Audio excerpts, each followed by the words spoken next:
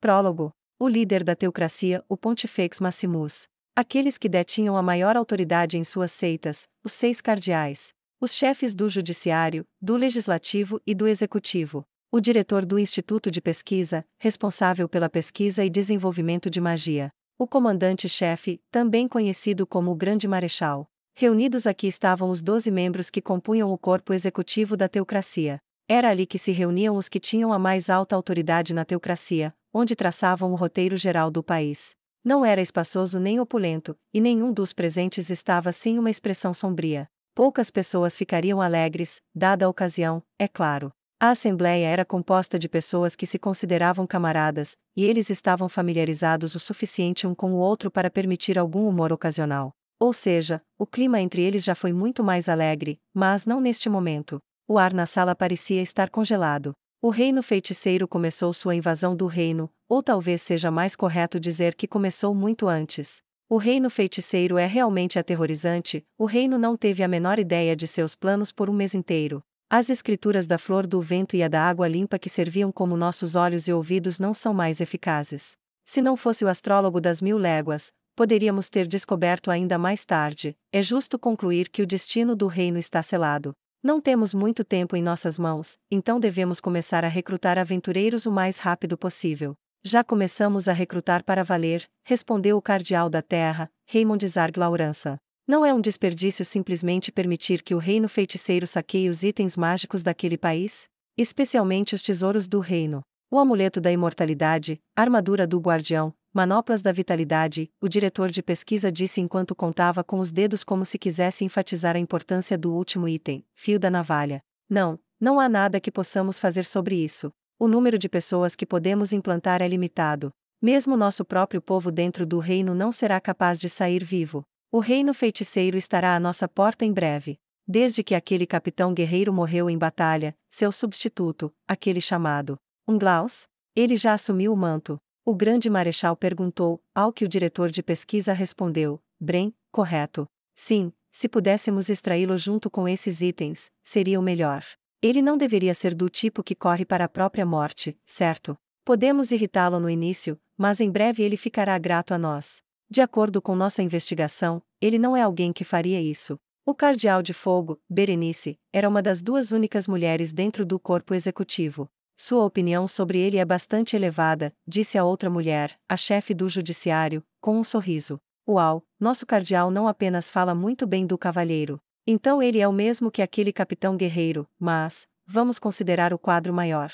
Fundamentalmente, não podemos entender os pensamentos de pessoas que se permitiriam ser controladas por emoções tão irracionais. Algumas pessoas olharam para o chefe do legislativo enquanto ele falava, então ele sentiu a necessidade de voltar atrás. Minhas desculpas, talvez tenha sido um pouco duro demais. Ainda assim, na minha opinião, levando em consideração o futuro da humanidade, tal desrespeito imprudente pela vida é uma mentalidade terrível de se ter. Vou manter meu ponto de vista, não importa quem se oponha. Ele não falou de falsidades. Quem pronunciou essas palavras foi Dominique Iri Partouche, o cardeal do vento e uma das pessoas que olharam antes. No entanto, assim como temos linhas que nunca cruzaríamos, ele também tem. O Guelph Sensei concorda. O diretor de pesquisa perguntou, não totalmente convencido. Ginedine Delan Guelph, o cardeal da água, um homem idoso cuja aparência era semelhante à de um tronco seco, assentiu em confirmação. Eu não vou perguntar mais sobre este assunto então. Embora eu esteja feliz por tantos talentos terem vindo se juntar à nossa nação, qual é o problema com eles? Algumas equipes de aventureiros já haviam chegado à teocracia. Não apenas as novas adições de Mithril Rank ou superior, mas a inteligência das escrituras da água limpa também indicou que alguns deles mostraram um potencial ainda maior. Eles não pareciam, não, deixa pra lá. Yvon Jasna Dracrova, o cardeal da luz, falou com desaprovação estampada em seu rosto. Alguém presente sugeriu abandonar os honoríficos, mas Yvon rebateu severamente, é natural mostrar respeito aos mais velhos. Claro, essa pessoa respondeu apressadamente. É verdade que nesta congregação de cardeais, os honoríficos eram usados apenas metade do tempo. Isso, é claro, foi feito para promover um forte senso de camaradagem. Isso mesmo, também quero saber como vamos lidar com esse problema. O que deveríamos fazer? Perguntou o chefe do judiciário.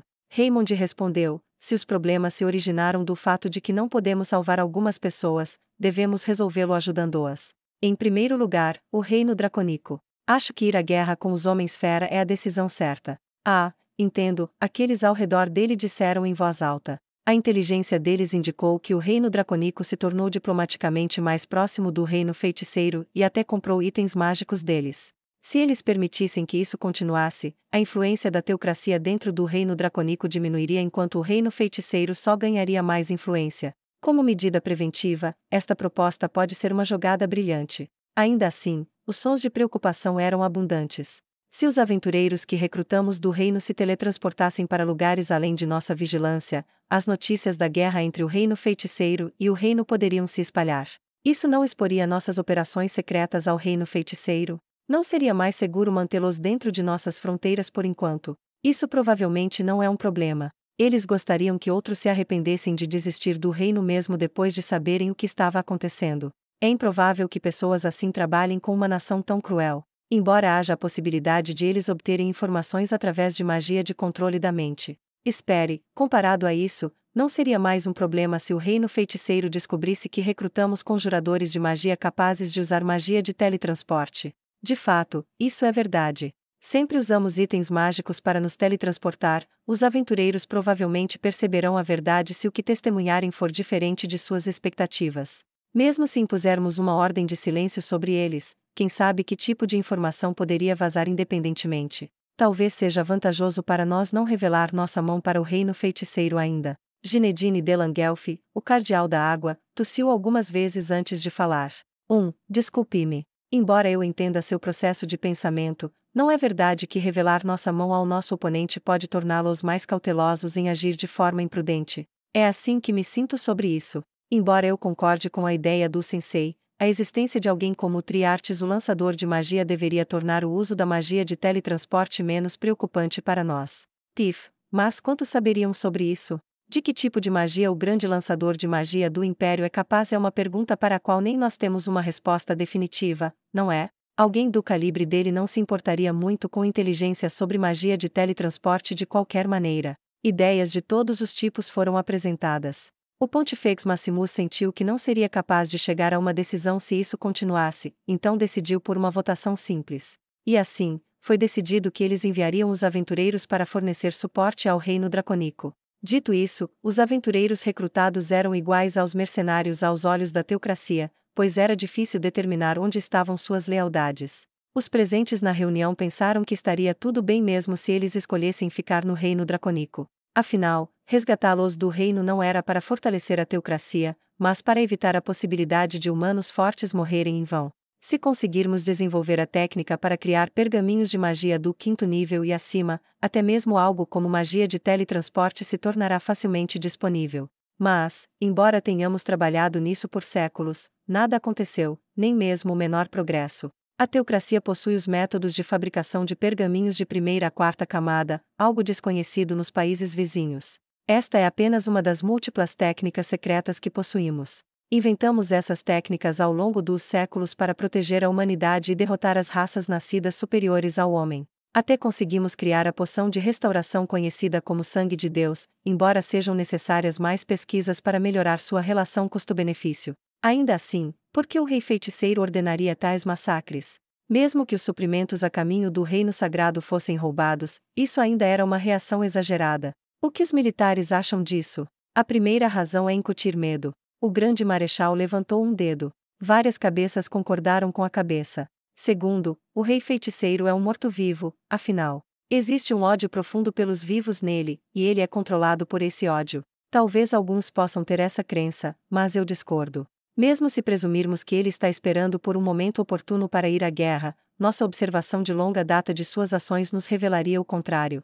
Nós, militares, também somos da opinião de que é extremamente improvável que suas motivações sejam tão simples, disse o grão-marechal com uma expressão severa. Depois dessa reunião, os outros certamente se queixariam ad nauseam sobre ele fazer pose, tentar copiar Raymond ou que ele não entende que há hora e lugar para tudo. Então, a razão mais provável é, ele disse enquanto levantava seu terceiro dedo, para criar uma área natural de desova para os mortos-vivos, como as planícies Katze. Isso é possível, alguém murmurou. A teocracia Slaane era um país que ostentava uma abundância de conjuradores de magia divina, então o mais alto escalão presente entendia completamente o que o grande marechal queria dizer. O plano do rei feiticeiro era provavelmente expandir aquela terra profana infinitamente, para então absorver qualquer morto-vivo que surgisse lá em seu reino. Tal coisa era normalmente impossível, mas o rei feiticeiro, sendo ele mesmo um morto-vivo, era uma exceção. Eles ouviram que ele havia assumido o controle das planícies Katze.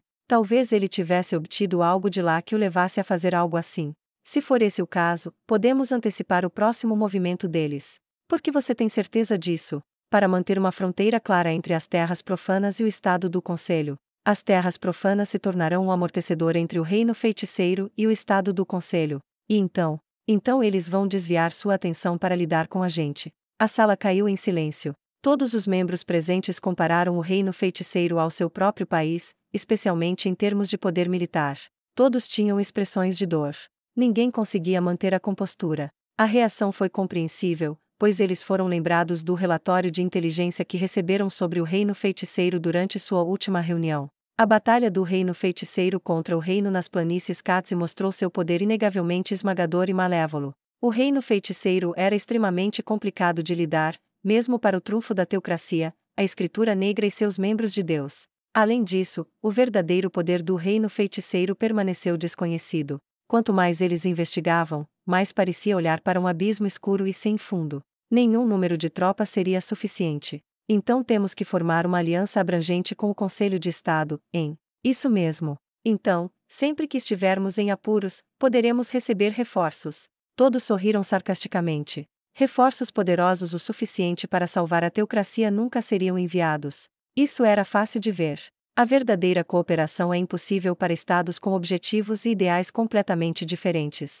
Algum reforço poderia ser esperado se uma aliança fosse formada, mas não havia como o próprio Platinum Dragon Lord vir em seu auxílio. Se a teocracia ou o estado do conselho caíssem, então todo o poder do reino feiticeiro viria a exercer sobre a nação ainda não afetada. Para evitar isso, o movimento correto seria a cooperação total para reunir suas forças contra o reino feiticeiro. No entanto, hipoteticamente, se a aliança invadir o reino feiticeiro e vencer, o que aconteceria depois? Naturalmente, os dois países voltariam a se ver como inimigos em potencial. Não era difícil imaginar que depois de tal guerra, pessoas do antigo reino feiticeiro iriam se reunir nas duas nações vitoriosas. E à medida que suas populações cresciam, a guerra de espionagem entre eles só aumentaria. A confiança completa e mútua nunca aconteceria, mesmo que uma aliança fosse formada. Realisticamente, eles só deveriam considerar uma opção se isso significasse uma vitória completa para a teocracia. Se a guerra eventualmente estourasse entre a teocracia e o reino feiticeiro,